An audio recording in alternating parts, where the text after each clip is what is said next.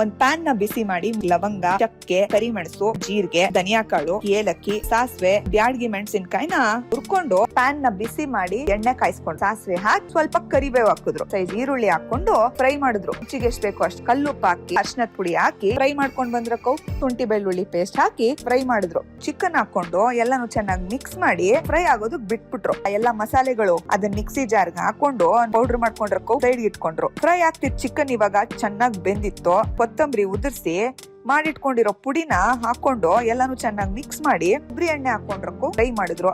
ಆಮೇಲೆ ಅರ್ಧ ಲೋಟ ನೀರ್ ಹಾಕಿ ಮುಚ್ಚಿಟ್ಟು ಮೀಡಿಯಂ ಉರಿನಲ್ಲಿ ಒಂದ್ 10 ನಿಮಿಷ ಬೇಯಿಸಿದ್ರಕ್ಕೂ ಮೇಲಿಂದ ಒಂದ್ ಅರ್ಧ ಬಟ್ಲು ಕಾಯಿ ತುರಿ, ಒಂದ್ ಸ್ವಲ್ಪ ಕೊತ್ತಂಬರಿ ಉದುರ್ಸಿ ದೊಡ್ಡೂರಿನಲ್ಲಿ ಎಲ್ಲಾನು ಚೆನ್ನಾಗಿ ಮಿಕ್ಸ್ ಮಾಡಿ ಫ್ರೈ ಮಾಡಿದ್ರೆ ಕುಂದಾಪುರ ಕೋಳಿ ಸುಕ್ಕ ರೆಡಿ.